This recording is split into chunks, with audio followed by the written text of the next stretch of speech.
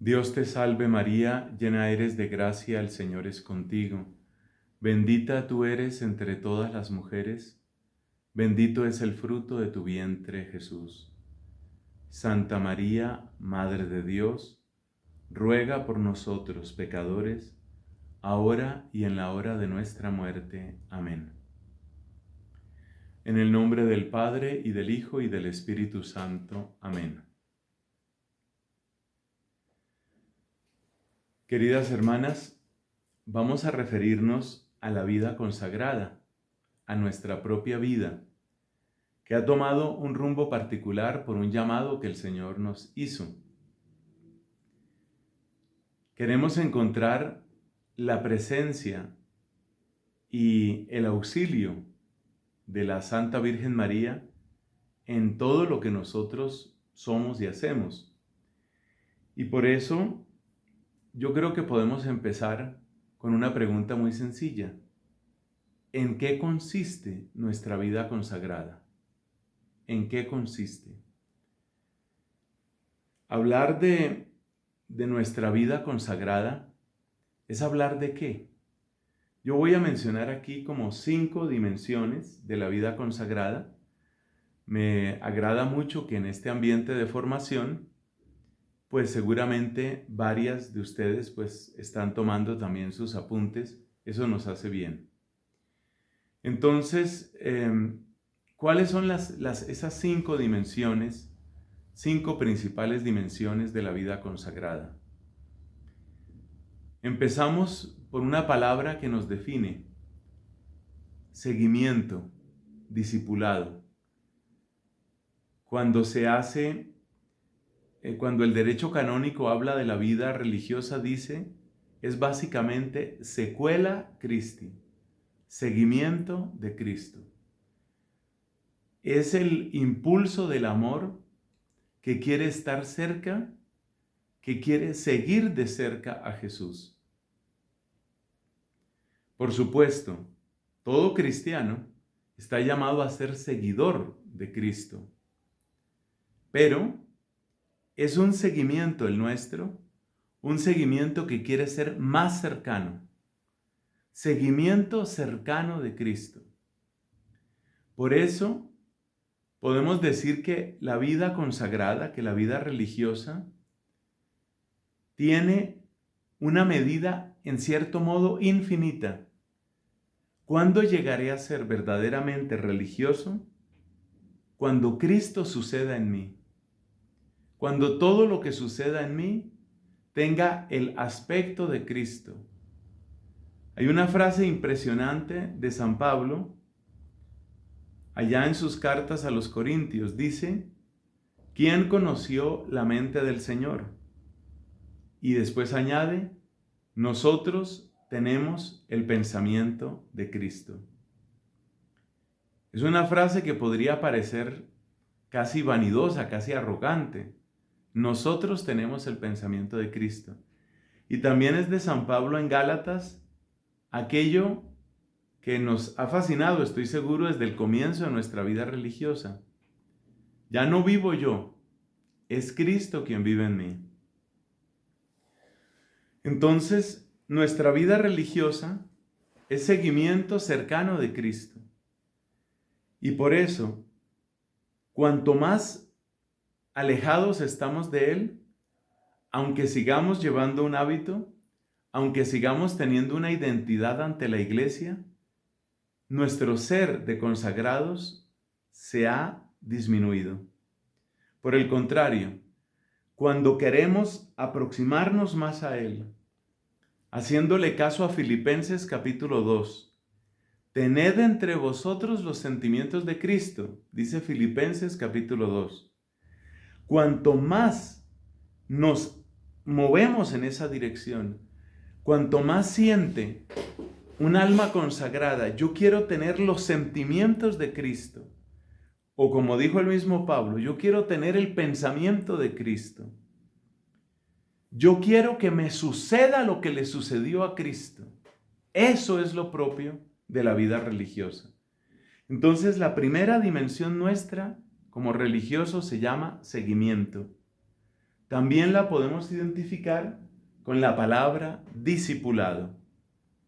Porque a sus discípulos les dijo el Señor: sígueme. La primera dimensión es el seguimiento, y el seguimiento nos muestra que hay muchas maneras de ser religioso, muchas maneras de ser religiosa. Puedo seguir a Cristo en la distancia y seré un mediocre. O puedo seguir a Cristo más y más de cerca, y entonces mi vocación tendrá un significado para la iglesia y tendrá un fruto para el mundo. Bueno, sigamos enumerando estas dimensiones, después las vamos a conectar con la vida de la Santísima Virgen. Primera dimensión, repito, seguimiento. Segunda dimensión, es propio de la vida consagrada la oración y la liturgia. Liturgia como expresión de la vida de fe y de la vida espiritual de la iglesia. Oración como una necesidad del corazón. Nuestra vida religiosa tiene un origen histórico. Hacia el siglo III de nuestra era, ya encontramos hombres como San Antonio conocido como San Antonio Abad. Hay muchos otros Antonios santos, Antonio María Claret. Tenemos muchos otros Antonios. Antonio de Padua, por supuesto. Aquí estamos hablando de Antonio Abad. Y en la biografía de San Antonio Abad, que fue escrita por San Atanasio, se nos cuenta un detalle interesante. Cuando él tenía unos 20 años de edad, decidió entregarse completamente al servicio de Dios. Él pertenecía a una familia acomodada y quiso hacer realidad en su vida lo que dice el Evangelio. Precisamente un evangelio que leímos hace poco, aquel del joven rico.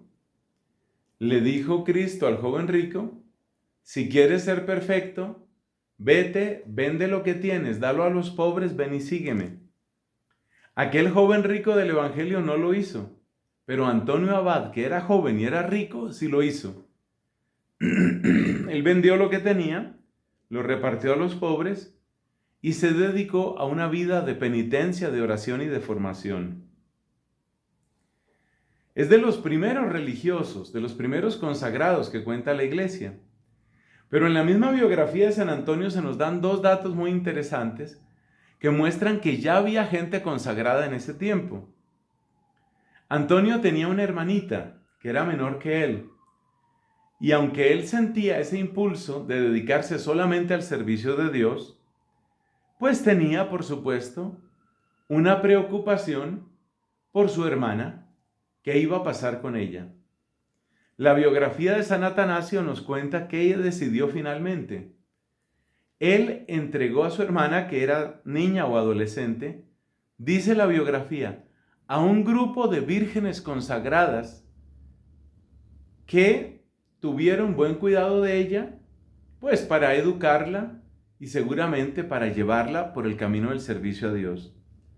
O sea que aunque se recuerda a San Antonio como uno de los primeros consagrados, hay que destacar que ya en esa época había grupos de mujeres que estaban dedicadas a Dios y que podían asumir algo como esto: recibir a la hermana de Antonio. Luego también es cierto que el mismo Antonio no se formó completamente solo. Él llevó después vida de ermitaño, pero en sus primeros años, él iba donde otros consagrados menos conocidos para la historia, pero que ya existían, y pedía consejo y recibía dirección espiritual. Estamos hablando de mediados del siglo III de nuestra era. Desde esa época, la oración perseverante, oración continua, oración con la palabra de Dios, ha sido un sello permanente en la vida consagrada. Es parte de nuestra identidad. De aquellos antiguos ermitaños y monjes Y de aquellas antiguas vírgenes consagradas a Dios, viene nuestro uso del libro de los Salmos. Porque ellos querían hacer realidad lo que dice 1 Corintios 7. Concretamente, refiriéndose a la mujer, dice 1 Corintios 7, la mujer que no está casada y la soltera pueden dedicarse a agradar solamente a Dios. La persona casada muchas veces está dividida, dice San Pablo en 1 Corintios 7, porque tiene que complacer a Dios, quiere complacer a Dios, pero quiere complacer también, necesita complacer a su esposo. Entonces dice San Pablo en 1 Corintios 7, la mujer que no está casada, la mujer soltera, puede dedicarse solamente a Dios. Y por eso es parte de nuestra identidad la oración. Oración que se organiza en un horario. A tal hora vamos a tener laudes, a tal hora vamos a tener vísperas o completas, la Santa Misa a tal hora. Sí, se organiza de esa manera, pero el impulso de la oración está por encima del horario. Para saber la salud de nuestra vida espiritual como consagrados, es fundamental hacernos esa pregunta. Si el impulso mío de la oración depende solamente de un horario, o si el impulso de la oración desborda el horario.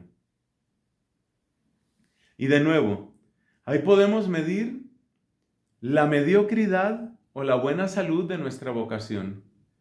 Cuando estamos en tiempos de decaimiento y de mediocridad, la oración se limita a lo que está mandado, se limita a un horario, y si algo no se pudo hacer del horario, se queda sin hacer. Es lo típico de un corazón mediocre, como muchos lo hemos tenido mucho tiempo. Pero en nuestros mejores momentos como religiosos y como religiosas, nuestra oración desborda un horario, está más allá de un horario. Es un anhelo, es una búsqueda, es un fuego de amor que hace que queramos estar con el amado realmente en cada cosa que hacemos. Sobre esto, muchos santos nos han dado grandes ejemplos. Llevamos entonces dos dimensiones de nuestra vida consagrada. Una primera dimensión, el seguimiento, y una segunda dimensión, la oración. Y ya nos damos cuenta que hay un elemento común en estas dos dimensiones. Ese elemento común es el amor, el deseo de estar con el amado, el deseo de estar cerca de él, el deseo de no perderle una palabra ni un gesto, el deseo de complacerle, el deseo de estar a su servicio. Todos esos deseos brotan fundamentalmente del amor. Un amor que no se contenta con nada que no sea la perfección. Por eso el documento del Vaticano II que se refiere a la vida consagrada habla del perfecto amor. En latín, perfecte caritatis, el perfecto amor. Llevamos dos dimensiones, vamos con la tercera. La vida consagrada se puede vivir en soledad, como el caso de un San Antonio, aquel que ya mencioné. Él pasó muchos años en soledad. Y precisamente su soledad, según dicen bellamente sus biógrafos, santificó el desierto. Sí, esa es una dimensión. La palabra monje viene de un término griego, mónacos, que significa el que está solo. Como ya conocemos esa palabra, monos en griego significa uno. Por ejemplo, monoteísmo, un solo Dios. Entonces, el mónacos es el que está solo. Pero para la inmensa mayoría de nosotros, siguiendo los ejemplos de grandes santos, como San Pacomio y como San Basilio, y desde luego como San Agustín y como San Benito, hemos descubierto que la consagración se vive con mayor facilidad y a veces con mayor intensidad a través de la comunidad. Entonces la tercera dimensión es comunidad. ¿Por qué la comunidad tiene tantísimo valor? Por muchas razones, de las cuales quiero recordar unas tres. La comunidad nos libra del capricho. Recordemos que nuestra voluntad quiere servir a Dios, pero nosotros no tenemos una luz perfecta sobre cómo seguir a Dios. Y a veces es difícil discernir entre lo que puede ser un impulso del Espíritu Santo y lo que puede ser un impulso, qué sé yo, de nuestra vanidad, de nuestro capricho, de nuestra rebeldía, de cosas que no le dan la gloria a Dios. Entonces, la comunidad nos ayuda a librarnos del capricho. La comunidad nos ayuda a practicar mejor nuestros votos, de los cuales hablaré como siguiente dimensión. Y la comunidad además nos ayuda a prestar servicios que ninguno de nosotros individualmente considerados podríamos tener. Ninguno de nosotros. No, nosotros no podríamos hacer lo que hace la comunidad. Muchas comunidades tienen labores misioneras, labores sociales, labores de educación, labores de salud. Yo, como persona individual, yo no podría hacer eso. Pero en comunidad, bien se dice, la unión hace la fuerza, podemos asumir apostolados que individualmente jamás podríamos tener. Entonces la comunidad tiene grandes bendiciones. También tiene algunos peligros, obviamente. Todo tiene también sus peligros. Por ejemplo, uno de los peligros de la comunidad es que cuando muchos de nosotros, y sigo con mi palabra, somos mediocres, cuando la mediocridad se adueña de una comunidad, la comunidad tiende a elegir personas como superiores, a elegir personas que les confirmen en su mediocridad. Es decir, una comunidad de mediocres, pues elige una persona que más bien no se meta con nada, que no cambie nada, que no nos exija nada, que nos deje vivir tranquilos. Es decir, la reforma, la recuperación del fervor, la recuperación del impulso, la recuperación de la santidad, se vuelve difícil cuando la comunidad ha decaído bastante. Por eso también hemos encontrado movimientos de reforma a lo largo de la historia de la iglesia. Pues por recordar solo algunos, ya sabemos lo que ha sucedido en nuestros hermanos carmelitas.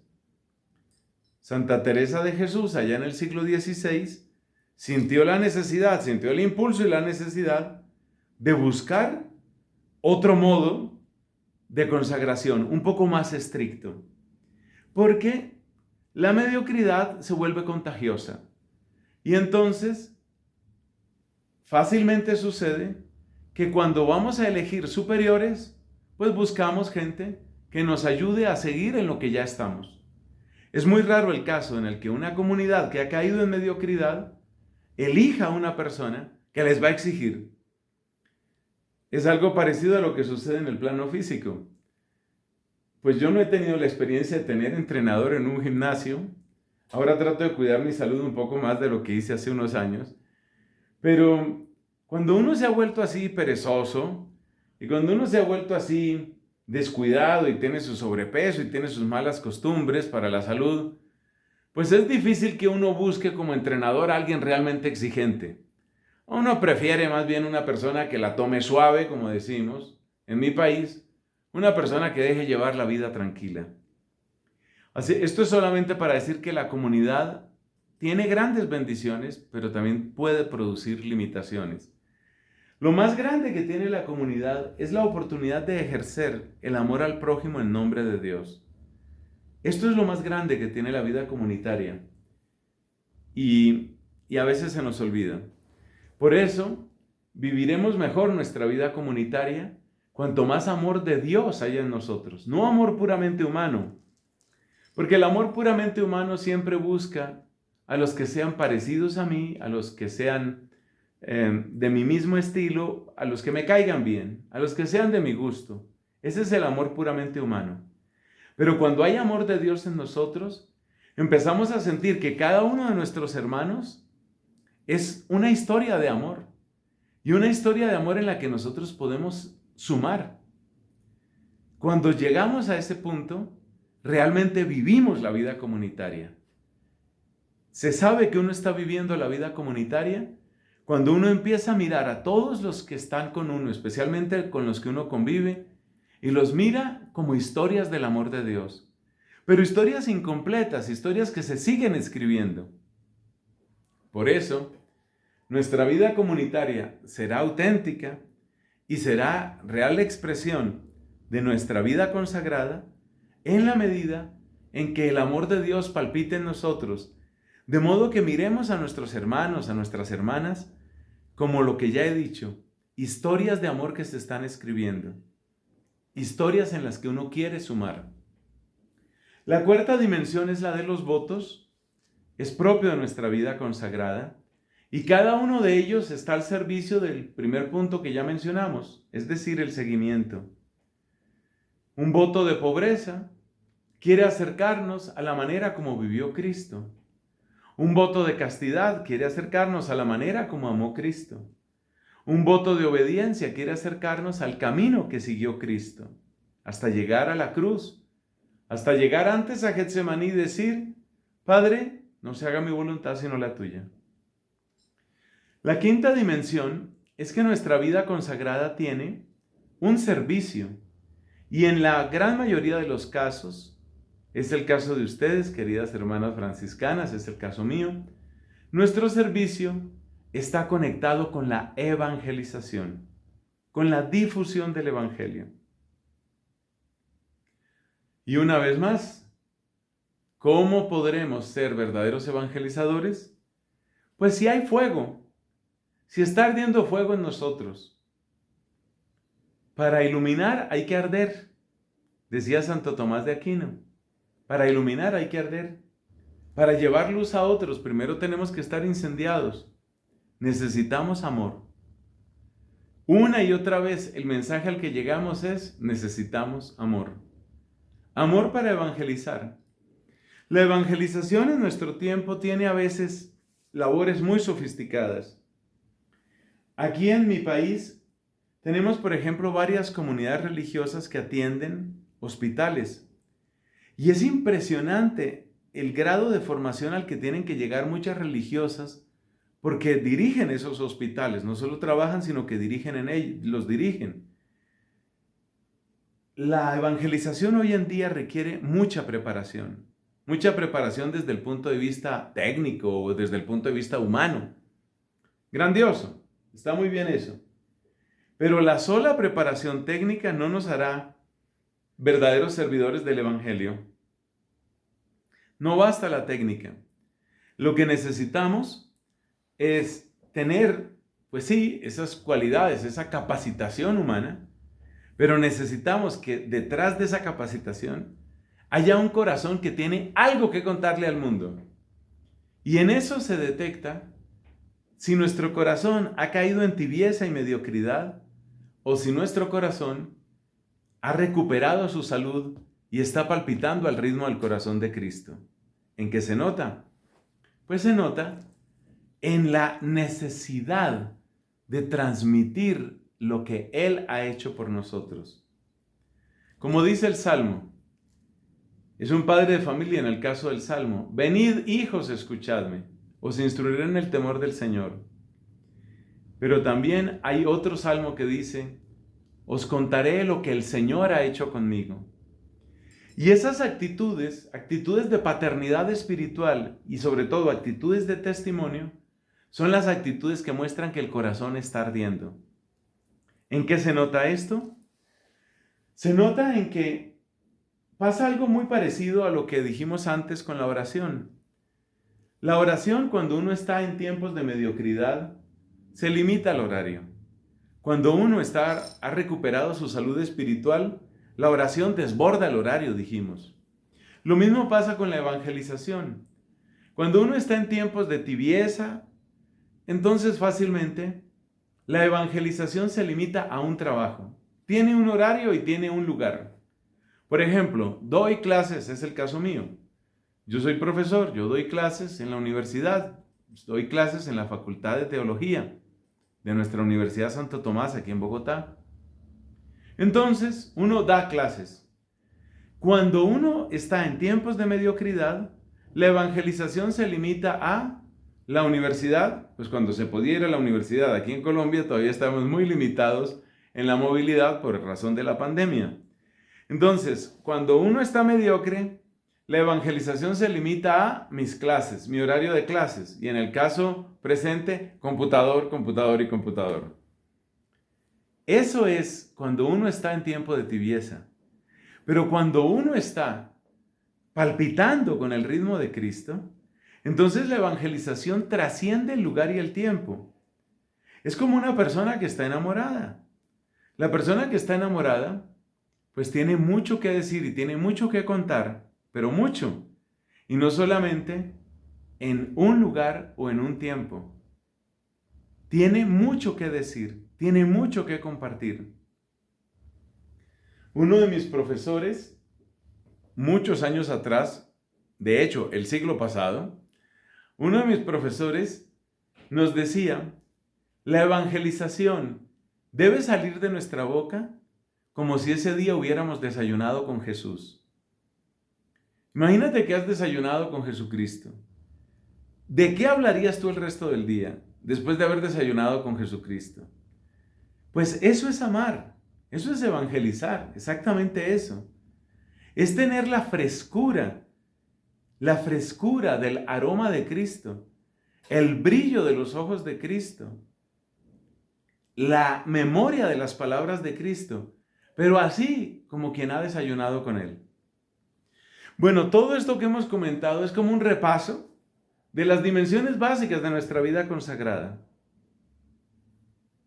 Todas ellas, todas estas dimensiones, tienen que ver con el amor. Todas tienen que ver con el amor. Y amor es lo que nosotros encontramos en la Santa Virgen María. Y por ahí vamos a entender cómo es ella la que puede ayudar a sacudir un poco nuestro corazón, de manera que dejemos pecados que no hemos soltado, dejemos excusas y disculpas que siempre nos resultan fáciles y emprendamos un camino como el de ella, un camino insaciable, un camino que no se contenta con otra cosa, si no es el perfecto servicio a Dios. Entonces, vamos a retomar ahora estas dimensiones nuestras, las vamos a retomar, pero esta vez vamos a conectarlas con la Santa Virgen María. Lo primero es el seguimiento. Esa fue la primera dimensión. Y entonces volvemos nuestros ojos a María y la encontramos como discípula. La encontramos como formadora de Cristo, porque es verdadera madre de Dios, de Cristo que es Dios. Ella es verdadera formadora de Cristo, pero ella misma fue formada por Cristo. Ella es su primera y mejor discípula, su más constante discípula. Y hay algo muy bello. Cristo tuvo muchos discípulos, pero la inmensa mayoría de discípulos lo dejaron, le dieron la espalda. Sin embargo, nos dice el Evangelio según San Juan, de pie junto a la cruz, ¿quién estaba? Ella. Es decir, que ella nos muestra que el verdadero seguimiento del Señor pasa no solamente por los momentos agradables, no solamente por los domingos de Ramos, no solamente por el día de los aplausos cuando todos querían que Él fuera rey. El verdadero seguimiento se muestra llegando hasta la cruz.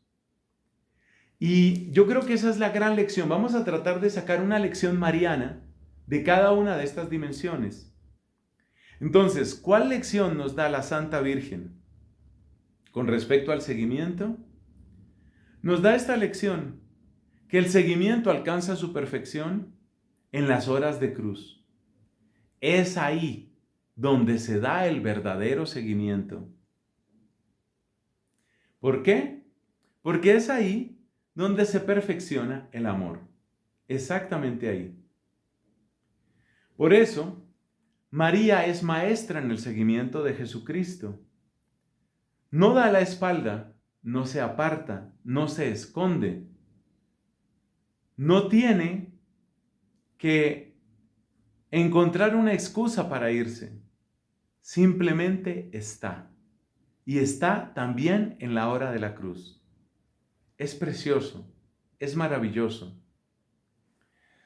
Para vivir entonces esta dimensión que María nos enseña en nuestro seguimiento, yo creo que hace mucho bien que nosotros recordemos lo que ella hizo, pero además que la llamemos.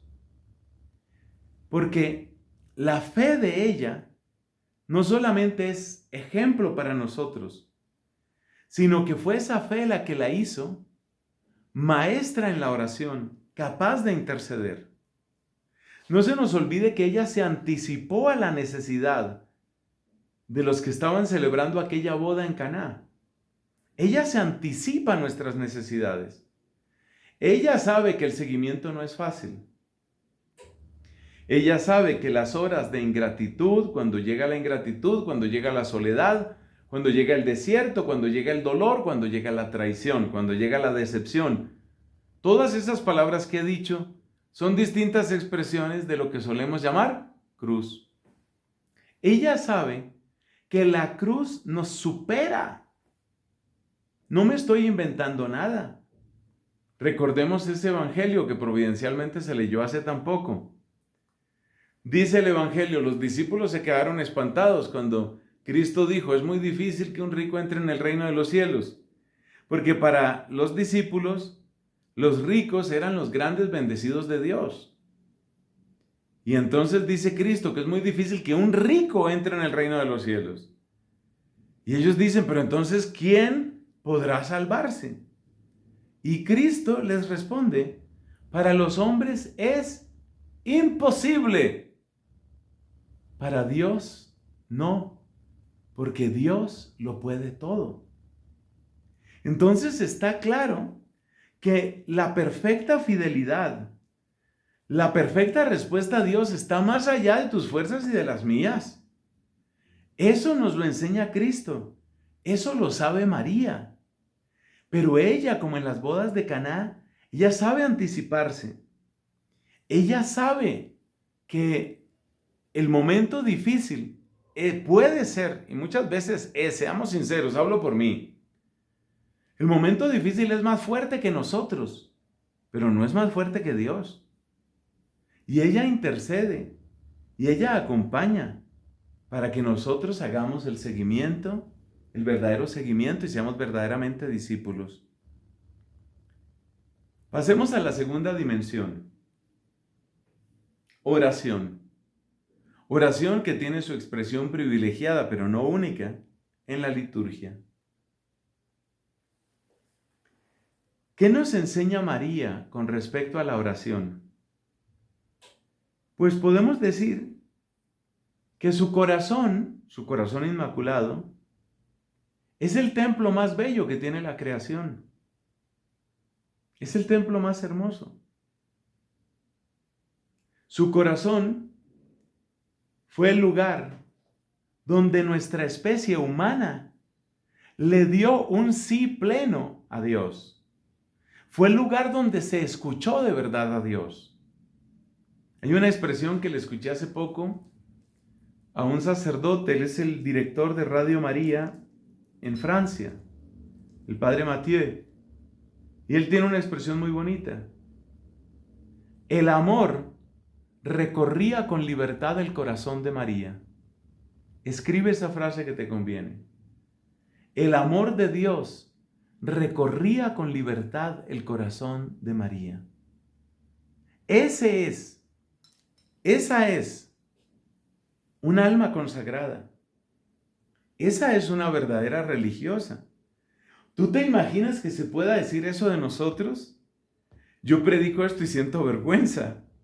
Porque claro, al hablar así, como decía San Gregorio Magno, yo mismo me acuso. ¿Te imaginas ser un alma realmente consagrada? ¿Te imaginas eso?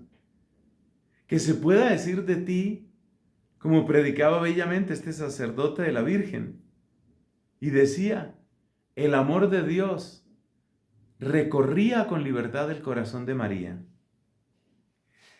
Ese amor de Dios es precisamente el que llega a nosotros y el que hace posible todo lo demás. Pero la puerta para ese amor se llama la oración, se llama la invocación constante, continua. Hay una frase que dice Cristo en los santos evangelios, dice nuestro Señor, si vosotros, que sois malos, siempre me llama la atención ese realismo de Cristo, ¿no? Si vosotros, que sois malos, sabéis dar cosas buenas a vuestros hijos, ¿cómo no dará vuestro Padre del cielo el Espíritu Santo a quien se lo pida? ¿El Espíritu Santo qué es? Ese amor que quiere pasearse con libertad en ti. Lo que más me gusta de esa frase es que cuando hablamos del que el amor de Dios se pasea con libertad, quiere decir que no hay espacio de mi vida que yo le tenga cerrado a Dios. Yo no tengo cerrado ningún espacio a Él. Mi corazón es como una casa en la que todas las puertas están sin llave y Él puede visitarlo todo. Eso es lo que significa pasearse con libertad. Entonces Cristo nos anima y dice, ¿cómo no les va a dar el Padre Celestial ese amor de Dios, ese Espíritu Santo? ¿Cómo no se lo va a dar si ustedes se lo piden? Hay otras frases del Nuevo Testamento que igualmente nos invitan a la confianza. Por ejemplo, aquella del apóstol Santiago, por supuesto Santiago el menor, cuando dice, el que esté falto de sabiduría, que la pida a Dios, que da sin echar en cara. Dice Santo Tomás de Aquino que el don de sabiduría es como la cumbre de los 7 dones del Espíritu que se suelen enunciar. Entonces María es maestra de oración porque en ella el amor de Dios pudo pasearse con libertad. Es decir, María había llegado a un punto en el que no tenía horario. Ella no tenía horario. Todo su día, toda su noche, todo su tiempo, todas sus horas son de Dios. En ese sentido, la oración nunca se rompe en ese corazón. Por cierto, es esa oración la que hace fuerte frente a la tentación a un corazón. Decía un buen sacerdote aquí de mi país, para conocer el estado espiritual de un sacerdote, porque él dictaba retiros a sacerdotes y confesaba a sacerdotes, y él decía, para conocer el estado espiritual de un sacerdote solo le tengo que hacer una pregunta, ¿cómo está tu oración? Yo creo que eso vale para todos nosotros los religiosos. Una sola pregunta que las resume todas, ¿cómo está tu oración? Porque si el vínculo que te une con el amado está pobre, está raído, está roto, está débil, ¿qué esperas? ¿Qué esperas que suceda en ti? Si tu línea de provisión, de aprovisionamiento, si tu línea de aprovisionamiento está deficiente, ¿qué crees que va a llegar a ti? Es como pensar en una ciudad o en una isla a la que solo se pudiera llegar por medio de un puente. Ese puente se llama la oración. Si la oración está mal, pues ¿qué crees que habrá en la isla? ¿Escasez? ¿Plagas? ¿Necesidad? Pasemos al tercer punto, la vida comunitaria. Hemos dicho que la vida comunitaria debe superar el nivel propiamente o puramente humano. Cuando la vida comunitaria se queda en el nivel puramente humano, entonces estamos en lo que San Agustín llamaba amor solamente carnal. Es un amor según la carne. Así lo llamaba San Agustín. Cuando nosotros estamos en una vida comunitaria, en ese nivel que es puramente humano, solamente el de la carne, es imposible la unidad. ¿Por qué es imposible la verdadera unidad? Pues es imposible porque no todos me caen bien. Es imposible porque no todos están de acuerdo con mis ideas. Es imposible porque yo tampoco les caigo bien a todos, ni mis ideas les gustan a todos. Cuando nos quedamos en el nivel puramente humano, no hay posibilidad de verdadera comunidad. A lo sumo aprendemos a soportarnos y a convivir. Ese convivir se convierte como en una expresión triste de lo que también vemos en muchos matrimonios. Yo creo que todos conocemos esos matrimonios en donde realmente el verdadero impulso, el verdadero amor se ha perdido. Pero les toca seguir viviendo. Sería tan complicado separarse que les toca seguir viviendo. A veces hay vida religiosa así también. Algo así como que ya yo con esta edad y en estas circunstancias, pues mejor yo sigo aquí. Yo haré mi propia vida como yo pueda y yo sigo aquí. Pero es muy triste eso. Muy, muy triste. A eso se llega cuando nuestra vida comunitaria solo tiene cimientos humanos. Y entonces los cimientos de Dios, ¿cuáles son? Ya los hemos enunciado antes. El cimiento de Dios consiste en que yo veo a la otra persona como una historia. Es una historia en la que Dios está trabajando. Como dicen en inglés, work in progress. Y se suele traducir por obra en construcción. Aquí seguimos trabajando. Entonces, yo debería, con mis ojos, yo debería mirar a mis hermanos y debería pensar de cada uno de ellos como si tuviera aquí un letrerito que dice work in progress. Tengo que imaginarme que cada uno tiene aquí en la frente un letrero que dice obra en construcción. Si te parece demasiado largo, o tal vez la persona no tiene tanta frente, entonces se puede poner más cortico. Pon esta sola palabra. Con tu mente pon esta palabra cada vez que mires a una de tus hermanas. Inacabada. Inacabada. No está hecha. Se está haciendo. Entonces, ¿cómo empieza? ¿Cómo empieza la verdadera vida comunitaria? Cuando yo le pongo a este hermano mío ese letrero inacabado. Pero inacabado no es solamente para entristecerme.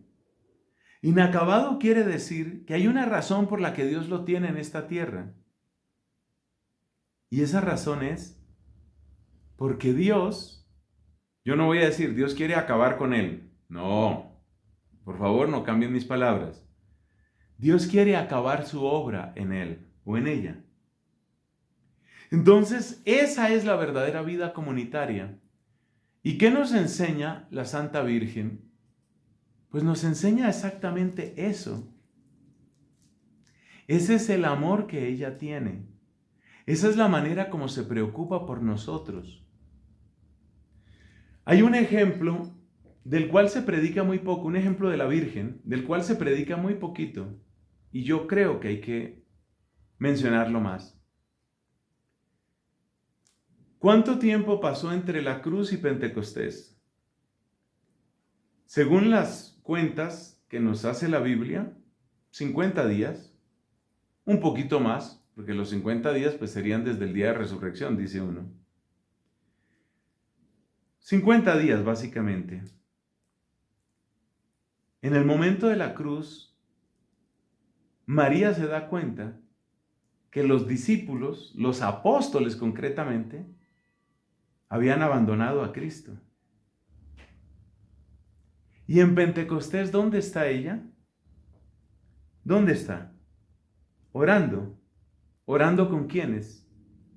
Con los que traicionaron y abandonaron a su hijo.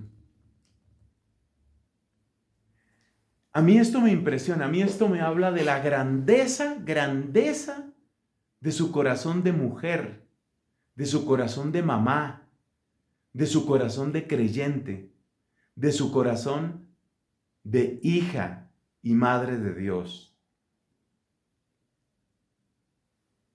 ¿Qué mamá encontraría fácil eso? Los apóstoles dan la espalda y cada uno sale a esconderse en el hueco que encuentra.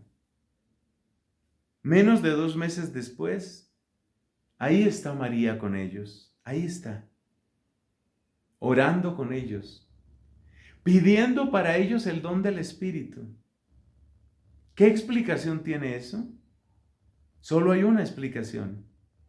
Ella entendió que ellos habían fallado, por supuesto, pero que Dios seguía trabajando en ellos.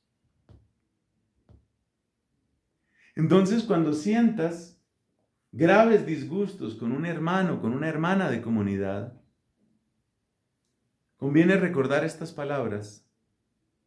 Dios sigue trabajando en ella. Claro, si sientes que la paciencia se te agota, puedes añadir también estas palabras. Pero que se note, Señor. En todo caso, Dios sigue trabajando en él, Dios sigue trabajando en ella. Y María nos muestra lo que es ser comunidad. Ser comunidad es poder orar con los que te traicionaron, con los que te abandonaron. Porque a María no le hubiera dolido tanto que la hubieran abandonado a ella, como el hecho de que abandonaron a su hijo. Esa característica tiene el amor de las mamás. Les duele más lo que le pasa al hijo que lo que le pasa a ella. Pero ella pudo orar con los que traicionaron a su hijo. ¿Por qué? Porque ella sabía que ellos eran historias inacabadas en las que Dios seguía trabajando. Hablemos de los votos. Yo creo que esta sola charla de los votos o este tema de los votos se presta para toda una predicación, o varias quizás. Por eso lo que voy a decir ahora es muy breve.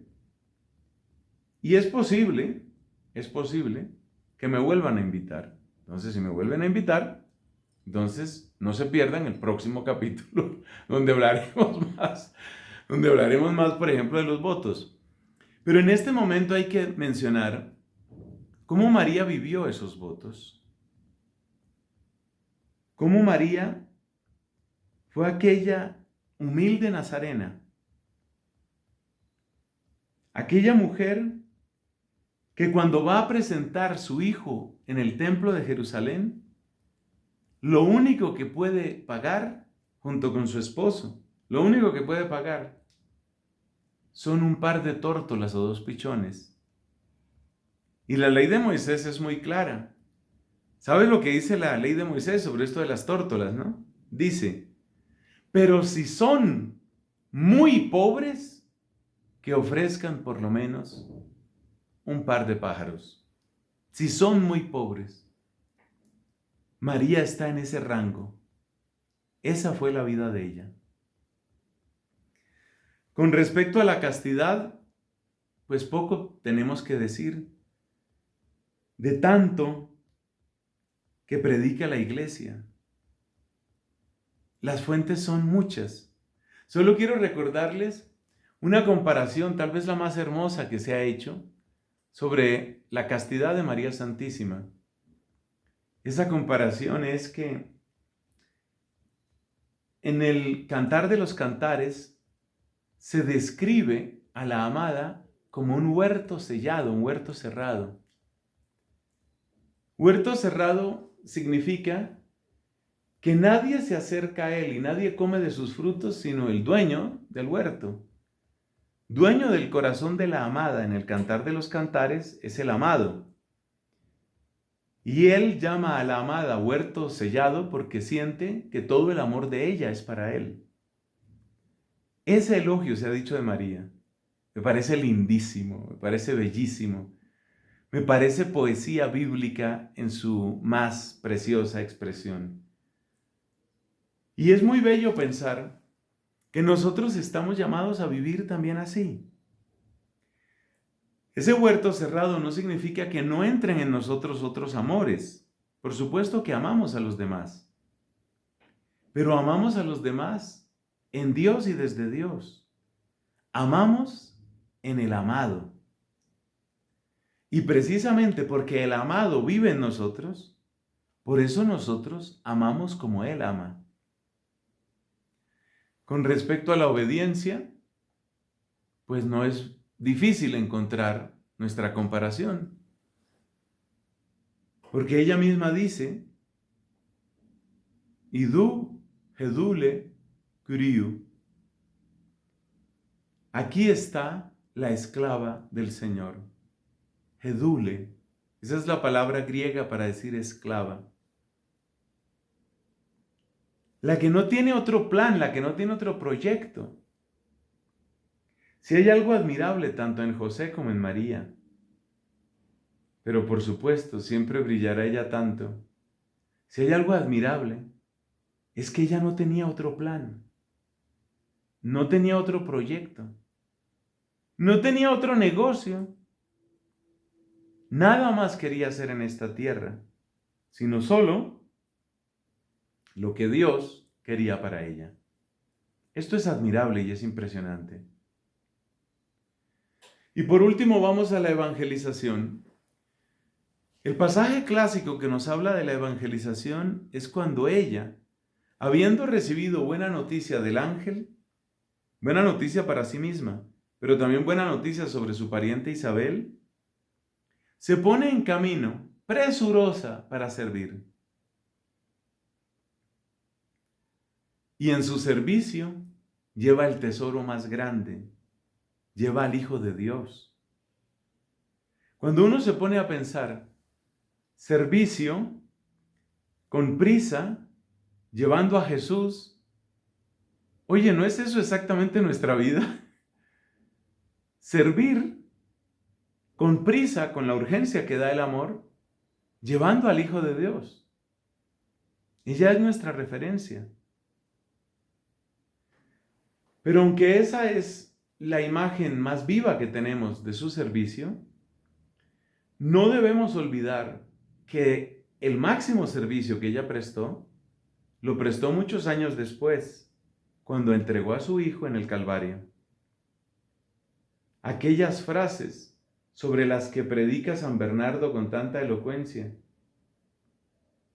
Mujer, ahí tienes a tu Hijo. Dice Jesús refiriéndose al apóstol Juan, ahí tienes a tu Hijo. O sea, tú imagínate lo que es eso. Que ese pase a ser ahora mi Hijo. Ese es el pensamiento que ha de tener María, que ahora este es mi Hijo. ¿Y eso qué significa? Que entregué al Hijo de mis entrañas, lo entregué para recibir a este. Eso es demasiado amor. Eso es demasiado amar. Entregó al Hijo propio para recibir al que era esclavo. Ese es un cambio demasiado fuerte. Y es lo que ella vivió. Así nos amó María, así nos ama María, y así quiere acompañar nuestra vida consagrada. Pidámosle al Señor, y siempre advierto, lo digo en primer lugar por mí, pidamos al Señor que al meditar en esta belleza, al meditar en todo esto, todo lo de María es tan bello, es tan ordenado, es tan perfumado. Al meditar en esto, que ese perfume, que esa armonía se nos pegue a nosotros para que podamos vivir nuestra consagración con auténtica plenitud. Gloria al Padre, y al Hijo, y al Espíritu Santo, como era en el principio, ahora y siempre, por los siglos de los siglos. Amén.